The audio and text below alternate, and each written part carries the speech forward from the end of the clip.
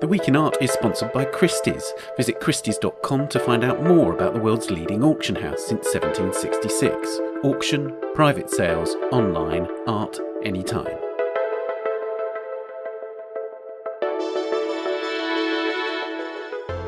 Hello, it's The Week in Art. I'm Ben Luke. This week we look at the Old Masters, the sale of a major Botticelli in New York, and the latest developments in the saga of Leonardo's Salvator Mundi.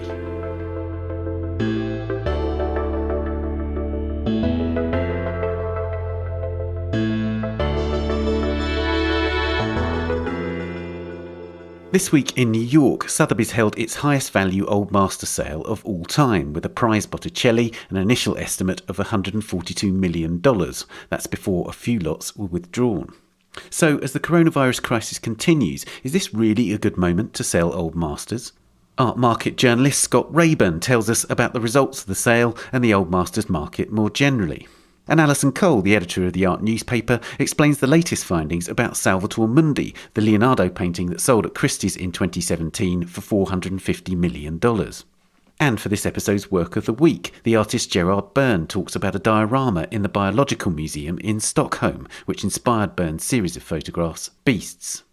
Before all that, you have just 3 days to take advantage of the art newspaper's January sale. Save 30% when you purchase a digital subscription before the end of January. The subscription includes full access to our website and our iOS app for iPhone and iPad. The promo code is WAX121, that's WAX121. Now, a Botticelli portrait this week smashed the auction record for the early Renaissance artist. Portrait of a young man with a roundel, hammered at $80 million at Sotheby's in New York, or $92.1 million with fees. The previous record for Botticelli was relatively low, $10.4 million, set in 2013 by the so-called Rockefeller Madonna. The portrait of a young man had last come to auction in 1982, and its attribution to Botticelli was then doubted by Everett Fahy, then the director of New York's Frick collection, who declared it to be by Francesco Botticini, a follower of Botticelli. Fahy apparently later changed his mind, and now the work is widely agreed to be a Botticelli. But while that work achieved the price it was expected to, a small but luminous Rembrandt painting, Abraham and the Angels, from 1646, which had an estimate of $20 to $30 million, was withdrawn at the last minute. As we recorded the podcast, Sotheby's had not yet given an explanation for its withdrawal. I spoke to Scott Reyburn, a contributor to the art newspaper and the New York Times, immediately after the sale, about whether it's a risk to bring these works to auction now amid the pandemic, and what it tells us about the market for the Old Masters in general. Scott, before we talk about the particular lots that came up at Sotheby's today, I wanted to ask you about the Old Master market in general, and obviously the fact that here we are in the middle of a pandemic, and we're in an economic crisis. Does it make sense to bring these kind of lots to auction at this time? Well, this is Sotheby's New York. It's their big Old Master sale.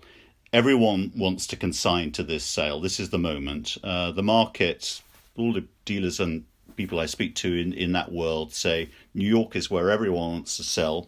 They have only one sale a year, evening sale, and that was the time to sell. And of course, the pandemic's been going on for nearly a year now in terms of restrictions on auctions. Sotheby's have created an incredibly slick format for this hybrid live stream sale, and it seems to be working well. The thing about Old Masters, of course, is this isn't contemporary art. It's an unfashionable collecting field, and it was always going to be a real test for that collecting field in the current environment. That's the interesting thing, isn't it? Because, of course, the Leonardo sale, and of course the Leonardo lot, the Salvator Mundi, was very, very unusual, so we have to caveat everything with that. Sure. But Christie's, when they sold that, put that into the contemporary sale. Utterly, yeah. And I wondered how you feel about whether Old Master lots might do better in more mixed fields versus the traditional Old Master sale, and who dictates that? But with the Salvator Mundi, my understanding was that it was just a brainwave by the genius auctioneer Loic Gauser, thinking, well, let's put it in a contemporary sale. It's such a strange object. If it's an Old Master sale, then people just pick it to bits and criticise it. In a contemporary sale, people would just be looking at the image. And of course, Christie's marketing machine went into absolute overdrive, and they marketed absolutely brilliantly, using the typeface of the Dan Brown novel to promote it. They pulled out every stop, and it worked sensationally well. The extent to which you can do it again is quite really questionable, because that is, as you point out, an utter outlier, the Salvator Mundi, in every respect. But what was interesting about the marketing of this sale at Sotheby's is, once again, the sophistication of the marketing. With every lot, the work was shown online, hanging on a white wall in a contemporary style interior where you'd expect a Damien Hirst to hang. And then there would be, to further reassure the contemporary-minded buyer or the Asian buyer, there was a very attractive, coolly dressed Asian girl standing next to the painting in a contemporary interior. Either that or walking. The hilarious thing about this marketing ploy is that in both cases, they weren't actually looking at the picture. They were just standing there. So it was clearly a piece of marketing to reassure contemporary art buyers. But it was very smart and slick and clever, and they're pulling out this stuff. They're incredibly inventive about it, because you have to be with old masters, because the problem with old masters is that there are so few brands that people really want to buy. I wrote down a list. You might add one or two, but I can only think of 10 household brands that a billionaire would want to buy in any city in the world. I've got Leonardo, Michelangelo, Vermeer, Velasquez, Rubens, Goya, Rembrandt, Caravaggio, Botticelli, which we'll come to, and Turner, because Turner's been pulled into old master sales. You wouldn't even put Titian in there? I thought I'd forgotten someone. Of course I would, yeah, absolutely. Yeah. But that's a very small group of artists to work where with the contemporary and modern, you've got hundreds of artists that have proven track records. And then the second problem is that you have this small group of brand artists, but all the good stuff is gone.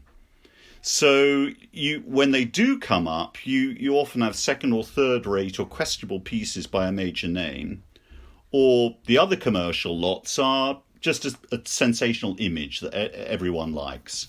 And you can sell a cool image that appeals to contemporary sensibility pretty well. But it's not much to work with, really. When you speak to old master art dealers, again, then the phrase comes up, well, we're scraping the barrel. And they wistfully look back at catalogues from the 1970s and 80s. And this is why I looked up the figures.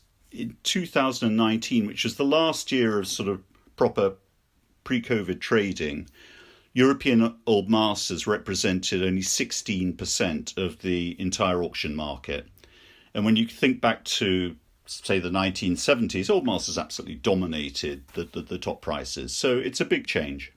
So that makes the Botticelli a particularly important lot then, because it is, now widely, despite what happened in 1982 when it was last sold at auction, where there was a dispute over its attribution. This one is now regarded as firmly a Botticelli, and therefore it was going to be a high profile lot, and they had to get that marketing right because it's such a rare lot, right? Exactly. It's a brand trophy old master, and they are very, very rare. And the old master market really doesn't sort of work without the occasional lot like this to create excitement and drama and interest.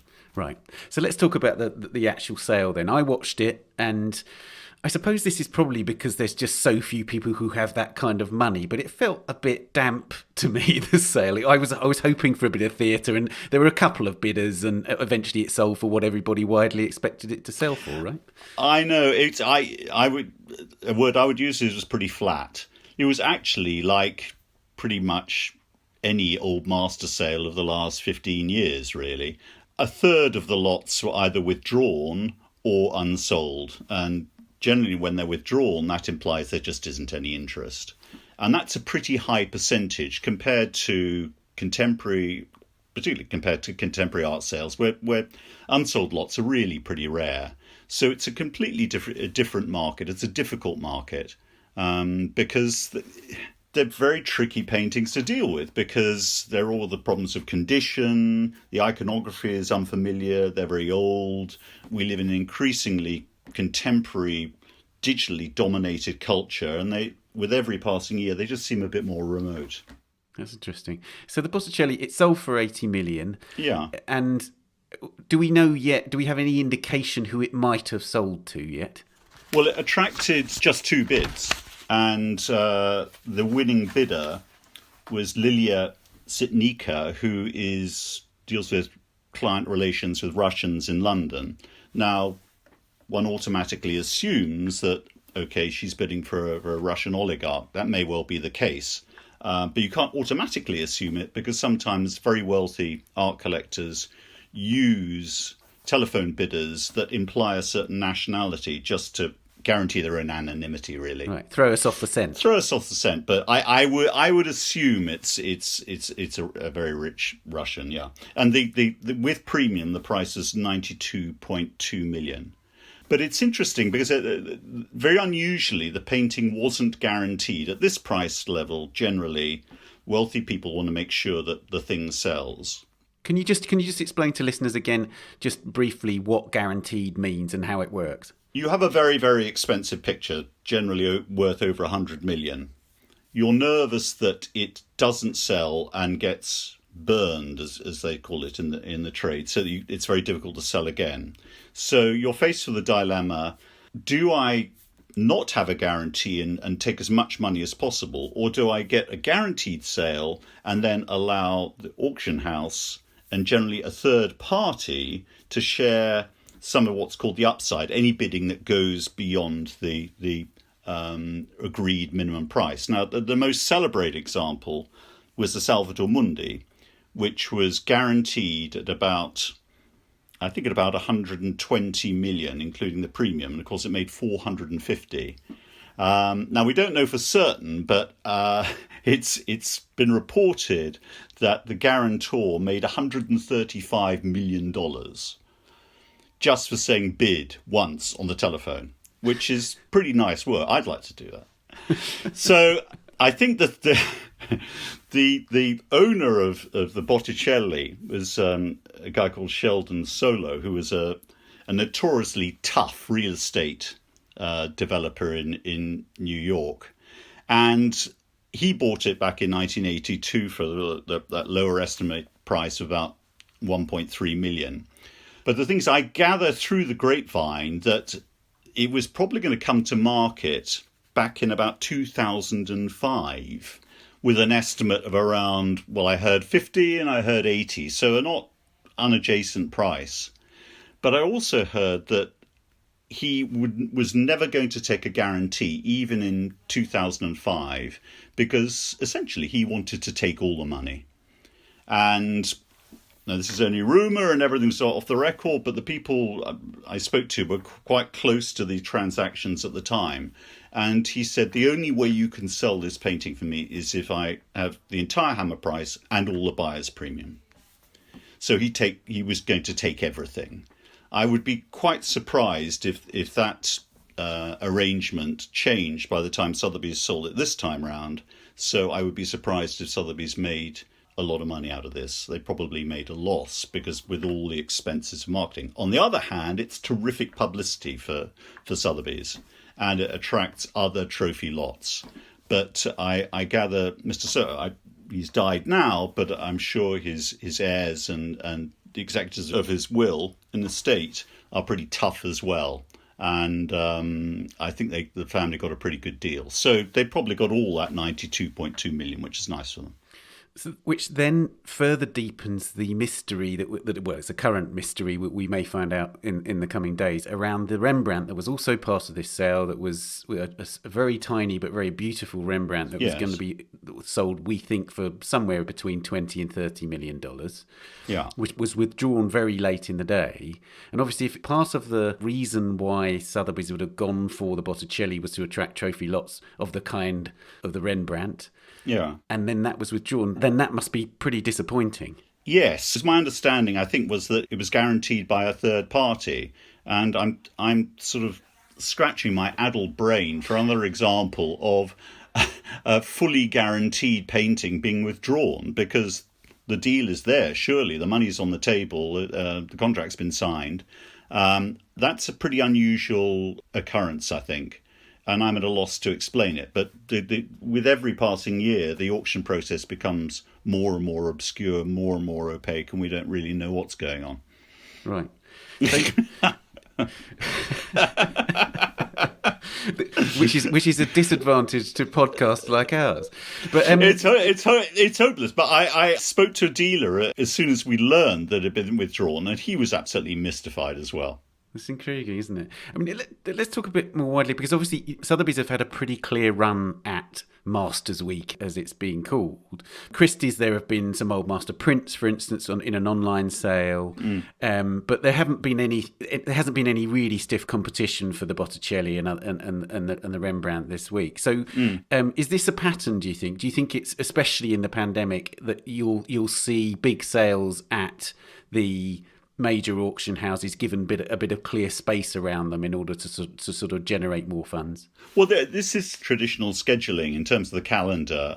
Sotheby's have a clear run in January, and then Christie's will have a sale in the summer, so will Sotheby's, and then Christie's have a sale, I think, in December. But the thing is, with the pandemic, the calendar is just being revised all the time. And what tends to happen now is that when good material comes in, the auction houses just react and sell it. So the notion of a fixed calendar for auctions now is, I think, slightly out the window. They just have to be as adaptable and nimble as possible, which makes absolute sense. Okay, so obviously the Botticelli has reached what it was expected to reach. Sure. How does that affect a potential vendor looking over this sale? How would they feel encouraged by this sale, or because of course there must be a certain element of nervousness around vendors at this time, because it can't, if you've got something you want to sell, you must be weighing up the risks of selling it now. Absolutely. When we watched that sale, and then the auction says unsold, that is going to put a chill down the spine of an owner of an expensive old master painting, because it means that there's a 30% chance that your work isn't going to sell, and that's a high percent. And if it doesn't sell, then as I say, it's burned, it's tainted. It's very difficult to place elsewhere at a comparable price. So this market is in an awkward situation, I think. The Botticelli, it's important for these hybrid sales to get high value lots, because traditionally, certainly for the last 6-9 months or so, people have thought, well, very wealthy people are nervous about entering lots into an online only sale. So that's in a sense why the hybrid format was invented, to recreate at least some of the theatre of a live sale. And that encouraged owners of wealthy works to put in more valuable material. And obviously the solo heirs felt confident about the process at Sotheby's. They obviously liked the format, were impressed by it, and it did okay. It's worth bearing in mind that it's not the only Botticelli that's come on the market in the last couple of years. There was a fully accepted portrait of an Italian humanist that was offered at Frieze Masters, and that was at $30 million. And then that same year, in 2019, a really interesting, what appeared to be an early Botticelli portrait with an Italianate landscape behind, sold at a Swiss auction for $9 million. And then you look at the estimate of $80 million. That's an enormous leap for this painting.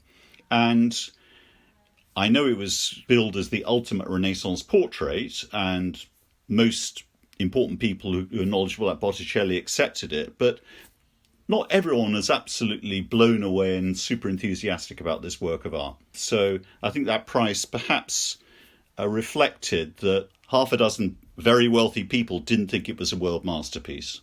It just got 2 bids. It's really interesting, that, isn't it? Because you listed that list of artists, yeah. But it's not every work by those artists that appeal to collectors, right? Because No, even absolutely. within those, you have sub-brands, a Botticelli Venus, a Botticelli woman Sure. is probably more lucrative than a portrait of a man, I would have thought. Yeah, I know. And also, this is a very interesting point. You come to the whole issue of Rembrandt. Now, we all accept Rembrandt as one of the 10 greatest artists who's ever lived, but that doesn't necessarily mean that a billionaire wants to pay $50 million to live with a Rembrandt. If you stand back and look at Rembrandts, they're very dark, they're very brown, they're not obviously beautiful. And it's not just in this contemporary era that Rembrandt's always been quite a tricky sell at auction. And whatever happened to this little Rembrandt, which, people who know a lot about Rembrandt really loved this painting. But it was a tiny little thing, and it was $20 million. And I know Rembrandt is a brand, but then the image comes in. And was it really did it have that much wall power? I don't think so. I think this might have been a problem. Obviously, there are financial technicalities with, I don't know what has gone wrong, but ultimately, I would infer there just wasn't enough interest in it, and that resulted in its absence.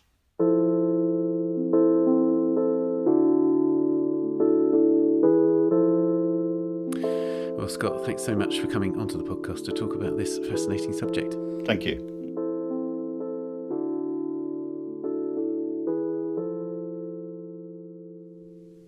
You can follow all our reporting on the Botticelli and the Rembrandt and find out more about a newly restored Rembrandt in Pennsylvania at theartnewspaper.com or on the app. Coming up, we hear the latest news on Leonardo's Salvator Mundi, and the artist Reyburn explores the Stockholm diorama. But first, here are some of the top stories on the Art Newspaper's website this week. An exhibition of preserved human corpses in Birmingham in the UK may have included political prisoners executed in China, according to British parliamentarians.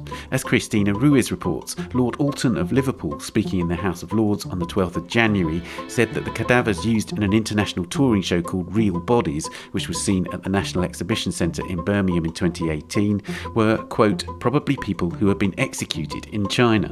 The bodies were obtained from a firm in Dalian, China, which has used corpses acquired from the Chinese police, according to a previous investigation by the New York Attorney General's office.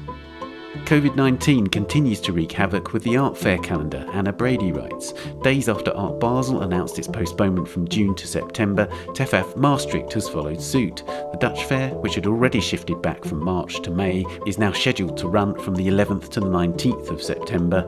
Art Basel is slated for the 23rd to the 26th.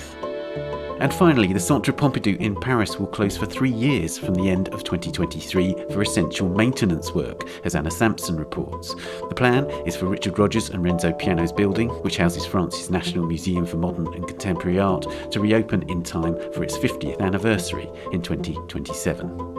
You can read all these stories and more on the website or on the app. We'll be back after this.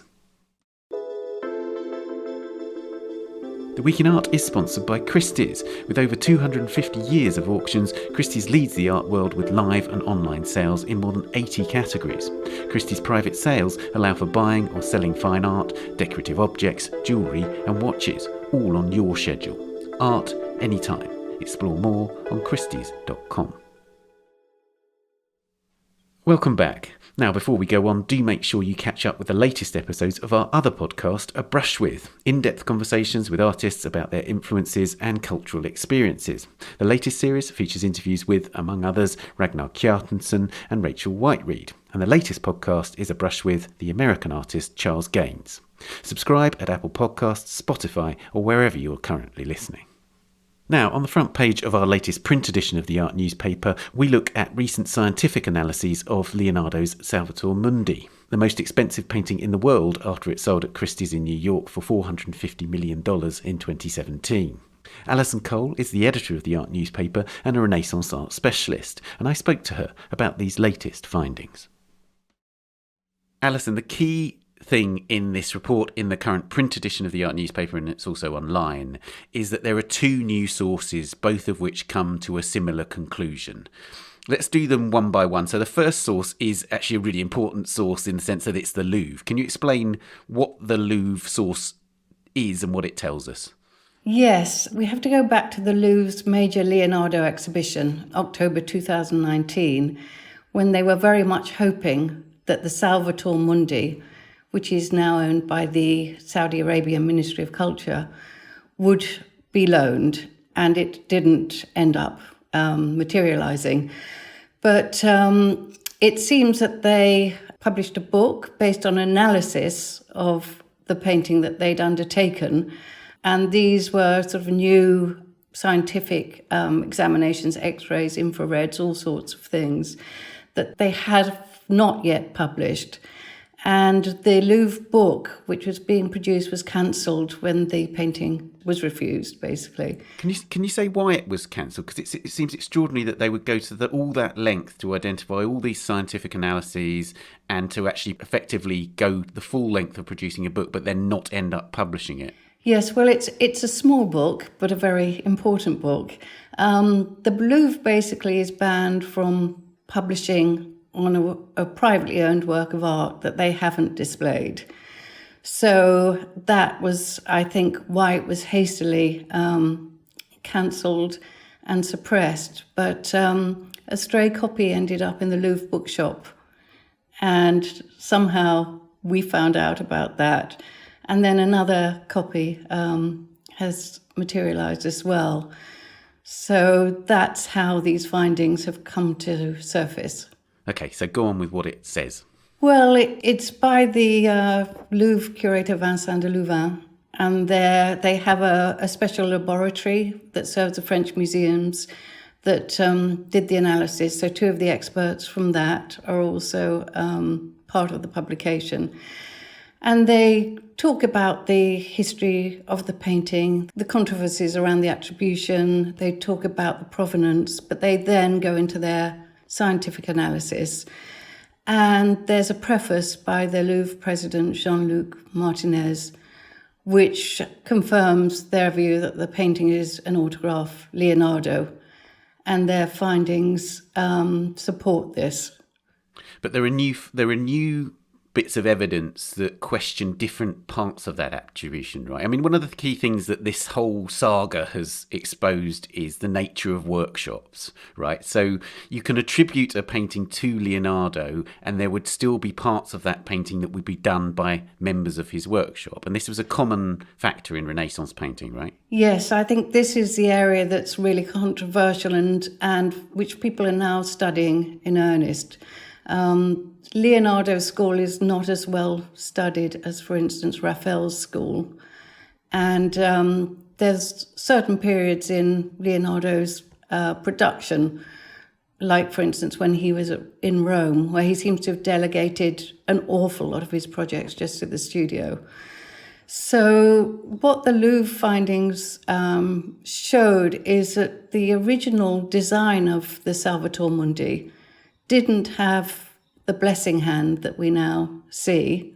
It was added after a time lapse, not necessarily a long one, and possibly the other hand was added quite late in the process as well.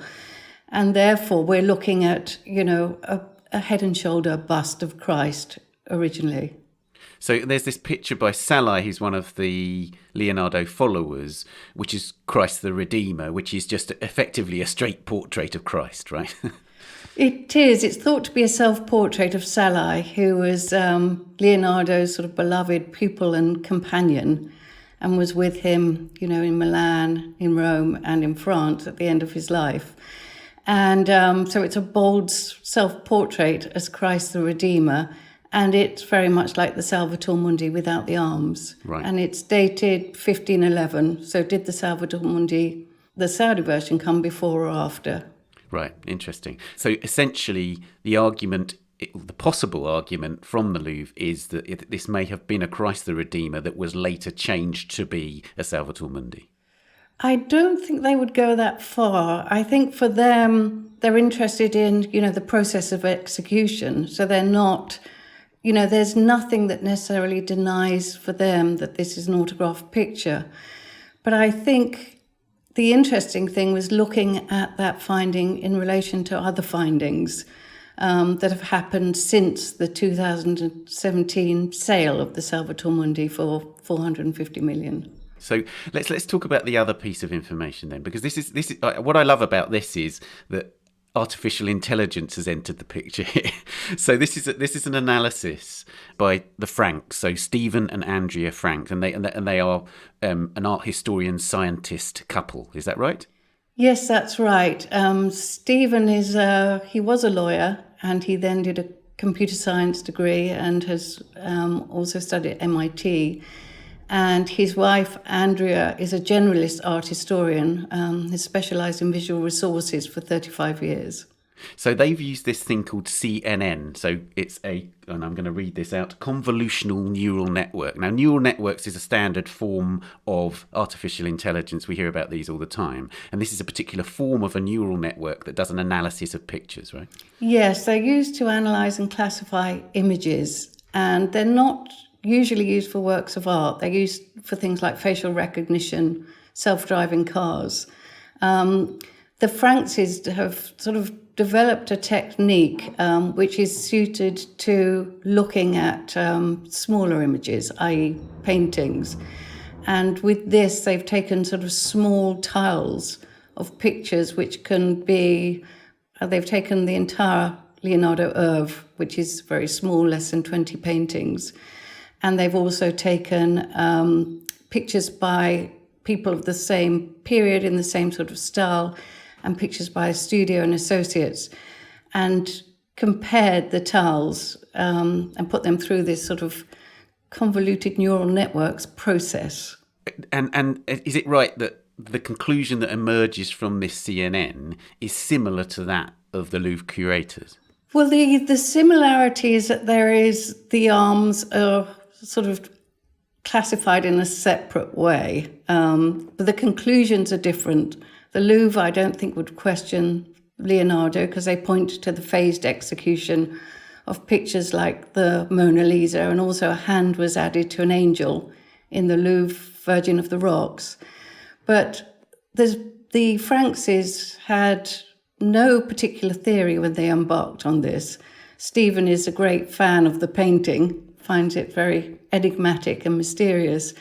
And so they were very surprised to find that their sort of probability map of which areas were painted by Leonardo and which weren't painted by Leonardo showed the blessing hand very strongly as not Leonardo, and possibly the other hand as not Leonardo as well. Now, in terms of art historians, because we know from, and I urge people to listen to our other conversations about the Leonardo, we have very firm attribution from Martin Kemp, which he discussed in our interview with him on this podcast. We then talked to Ben Lewis, who's a sort of skeptic, who's an investigative journalist, and therefore probing it without really coming to a conclusion. But one of the key things is achieving a certainty in attributing certain aspects of the picture or the whole picture to Leonardo. And it's interesting that Frank Zollner, who's a Leonardo expert, also has doubts about the blessing hand. Is that right? Yes, I think what was interesting for me about the Franks' findings was it did echo something that Zollner had been talking about since 2017, where he'd felt uncomfortable with the sort of waxy, pale look of the blessing hand. And other people have shared his view too. Some think it's a tour de force and proves it's by Leonardo. Other people think it's absolutely beautifully painted, but Leonardo didn't paint hands in that way. So Frank has been looking at whether Leonardo could have had studio assistants, and maybe the studio or associates completed the picture later on, because Leonardo was renowned for losing interest, in compositions. And the contemporary talks about the fact that he tended to focus on the head and shoulders and then sort of leave the rest roughed out. Right. So where have we got to then in terms of in terms of the attribution of this picture, which is ebbing and flowing over time? I mean, it seems to me absolutely crucial that Jean-Luc Martinez, as you say, the director of the Louvre, has come down very firmly on the side that this is an autograph Leonardo. But Do these latest findings in any way create further dispute over that attribution? I think they open up questions about the contribution of Leonardo's studio.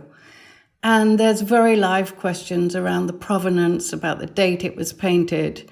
And I think a lot of sort of genuine disagreement amongst art historians, but also a sort of sense of genuine inquiry to try and find out when it was painted, for whom it was painted. And the dating's very important because if it's early in Florence, Leonardo tended to believe in the sort of Florentine tour de force. When he went to Milan, the whole ethos was learn to collaborate. And then later on, it was delegation. So the dating becomes super important. Okay. I'm going to ask you your personal view. What do you think? I feel there is a studio contribution. It's a strange painting. It doesn't quite hang together. For some people, that adds to the mystery and the Leonardo-ness of it. For me, there's something that doesn't quite sit together. I suspect we might return to this again in the future in the art newspaper and on this podcast. But for the moment, Alison, thank you so much. Thanks very much, Ben. You can read Alison's report in the art newspaper, on the website and on the app. And you can hear those podcasts I mentioned by searching the Week in Art archive wherever you normally listen to us. And finally, it's time for Work of the Week. This week, the artist Reyburn talks about a diorama from 1893 in the Biologiska Museet, or Biological Museum, in Stockholm, Sweden, which is currently being restored. This panoramic display of Nordic wildlife inspired a series of works by Byrne, a photographic series called Beasts and a moving image work called Film Inside an Image, which this week opened in an online viewing room at the Curling Gallery's website. I spoke to Gerard about the diorama and his response to it. Gerard, I want to first ask you about when you came across this diorama for the first time. When did you see it? I went to Stockholm for the first time in 2006, the beginning of 2006, to do an artist residency. And it was actually this time, like January 2006, Stockholm's pretty wintry at that point. And actually it's a very, as a city, it's a city that's very outgoing in the summer, like a lot of social life, a lot of, in normal times, obviously.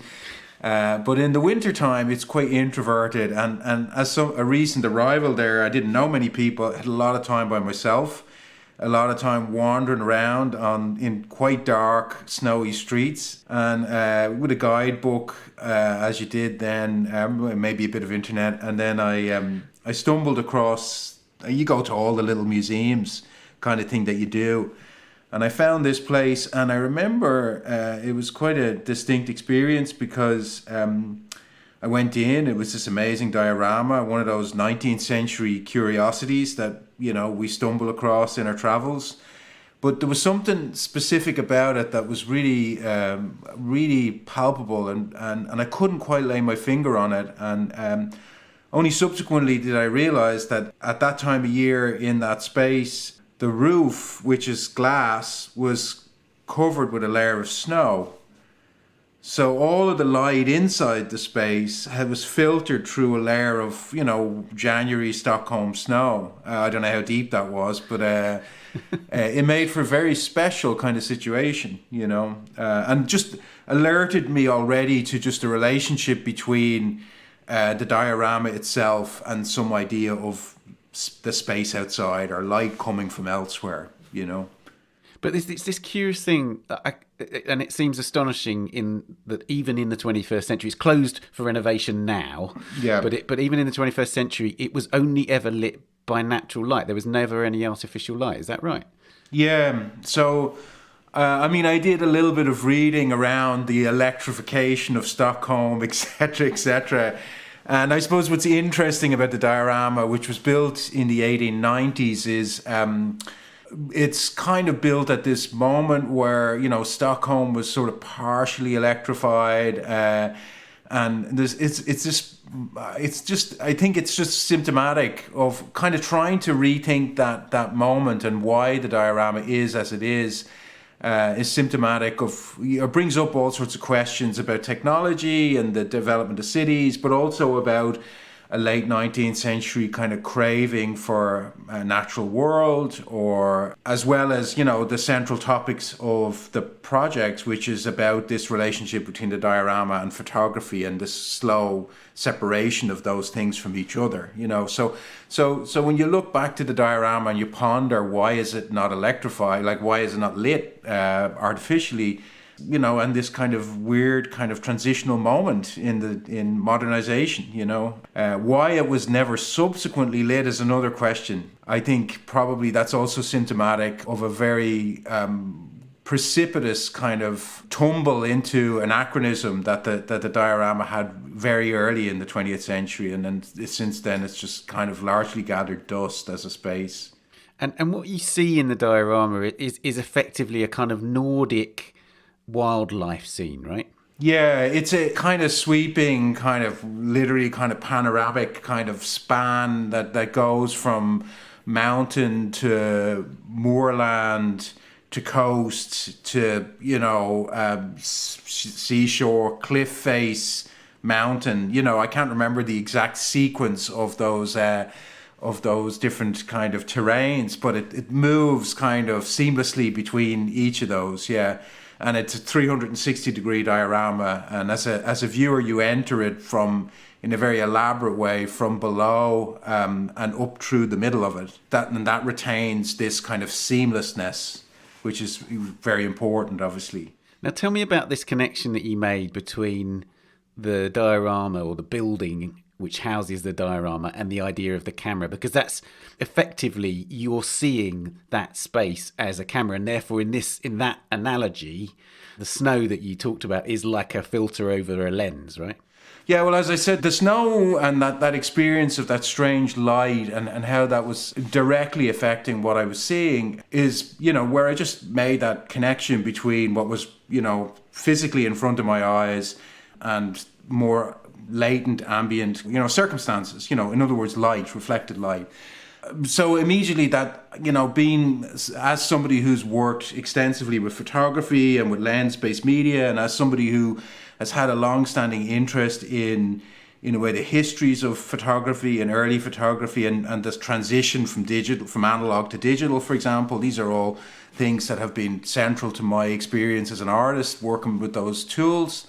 I was, of course, sensitive to questions around the sort of evolution of photography and the early photography, and recognized that actually there was a time when photography and things like the diorama were not so clearly distinct from one another as technologies. There was a sort of indifference. And that seems really hard to get your head around now, but the simple way I can describe that is, to talk of the diorama as a type of technology in the late 19th century. I can tell you that, for example, nature photography, something we take as a given, only really began in the decades around 1900. The first published photographs of animals in the wild, published in National Geographic, early National Geographics, are from 1906 or something like that. So in other words, at that point in the 1890s when the diorama was built, it was literally the kind of preeminent way of imaging the natural world. And that's fascinating, because one of the things that particularly emerges from your film, we'll come back to the photographs in a sec, but the thing that particularly emerges from the film is that obviously it's the natural world through death, right? These things are dead and they're animated in static positions. Yep. And of course, your film, in some ways, reanimates them, partly through the movement of the camera, but then also with this soundtrack where as you pass each bird or animal, you hear their call or whatever. And so there's this curious space between life and death that you establish in this work. Yes. I mean, and that's something that wasn't sort of hardwired into the plan from the outset. I mean, my initial plan with the project, with the Film Inside an Image project, was to in a way reciprocate something that I felt the diorama was calling for, which is this, 360-degree view and this sense of like immersion, right? That the diorama was this kind of early kind of immersive technology.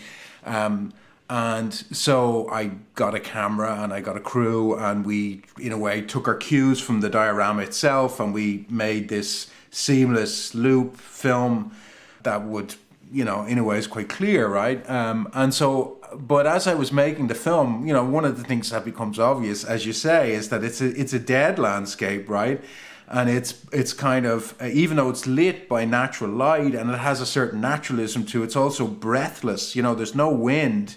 There's like literally nothing. It's a frozen space, a frozen moment. It's a kind of image, right? And it is an image. So I did, as an artist, have to ponder the question of, well, am I going to make a silent film? And that was a possibility, and I considered that. But I suppose it's that kind of Baldessari-esque kind of idea that, you, as an artist, you do something, you find something, you do something with it, and then you have to do something else with that, right?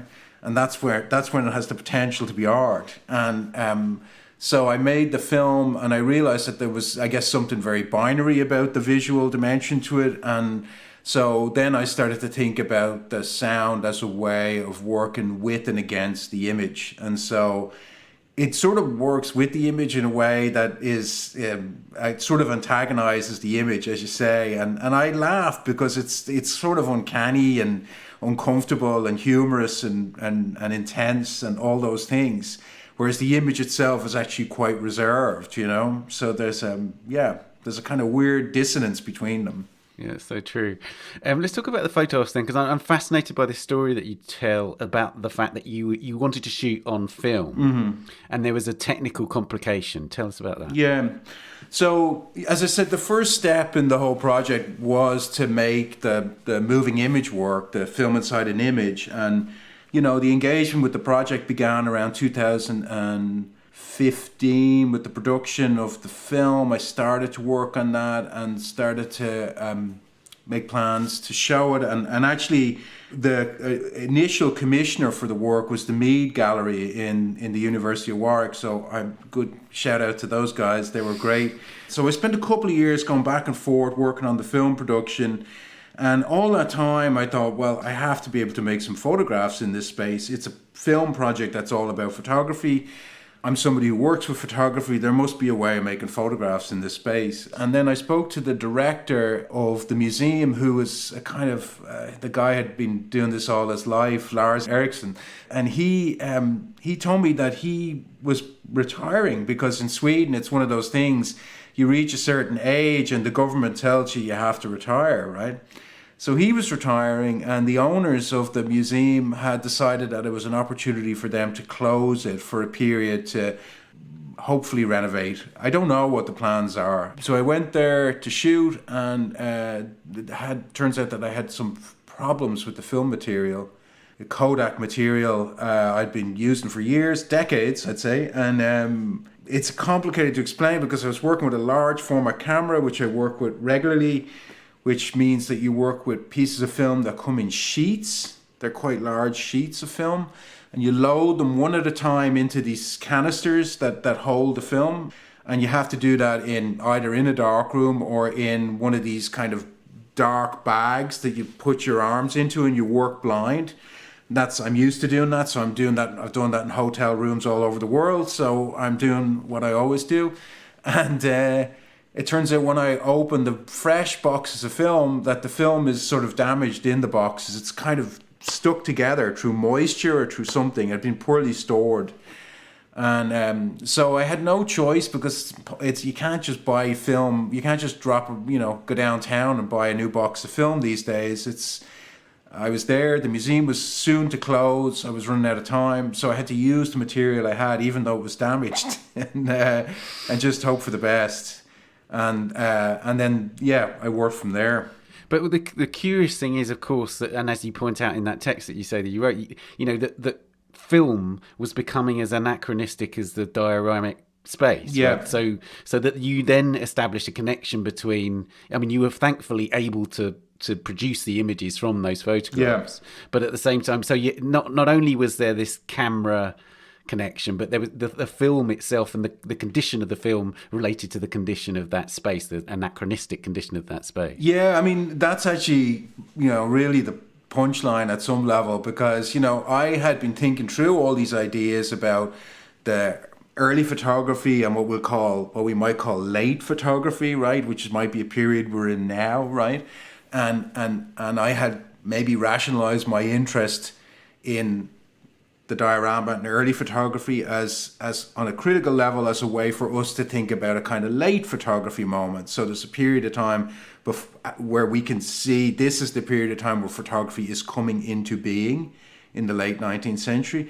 And invariably, of course, there's a time where it'll slowly dissipate and evolve into other technologies, which is kind of the moment we're in now, right? We're living through it, right?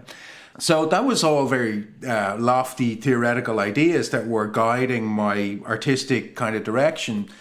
But what I didn't realize is how directly I'd be sort of bitten in the ass by that, so to speak, with the actual production of the photographs. And of course, when I had this moment where the film was all messed up and I was desperate. I mean, I was really in a panic. It was desperate. It was not the plan. And given that the museum was about to close, like within days, I worked in a kind of desperate manner, and I was pretty crestfallen, and did the best we could to salvage the material. I worked with somebody who took a lot of time to develop the film very carefully, to get the best out of it, even though the film was damaged as a piece of material. And then I had all these images which I initially saw them as damaged as well, at least in terms of my original intentions.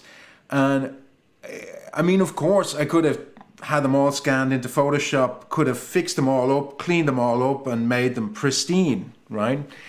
But I realized, that's where, you learn from your own work as an artist. And this was the work telling me what it needed to be, I think. I don't want to be zen-like about it, but there is a way in which, as an artist, what's the point? If you're not going to learn from your own work, what's the point in making it, right? That is, in a way, the purpose of making work, right? So this was a moment where, the work was teaching me a harsh lesson about the sort of ostensible subject we were dealing with.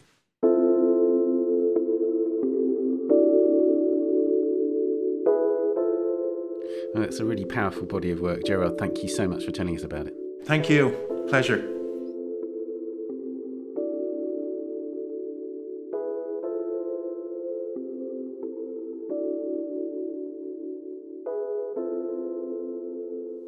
You can see beasts and film inside an image in the online viewing room at curlingallery.com.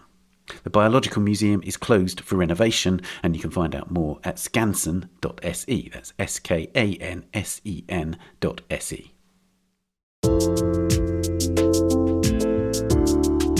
And that's it for this episode. You can subscribe to The Art Newspaper at theartnewspaper.com. Click on the subscribe link at the top left of the page and you'll find a range of subscriptions. And do subscribe to this podcast and A Brush With if you haven't already done so. And please give us a rating or review if you've enjoyed it. You can also find us on Twitter at Tan Audio and on Facebook and Instagram, of course. The Week in Art is produced by Judy Michalska, Amy Dawson and David Clack, and David also does the editing and sound design. Thanks to Scott, Alison and Gerard, and thank you for listening. We'll see you next week. Bye for now. The Week in Art is sponsored by Christie's. Visit christies.com to find out more about the world's leading auction house since 1766. Auction, private sales, online, art, anytime.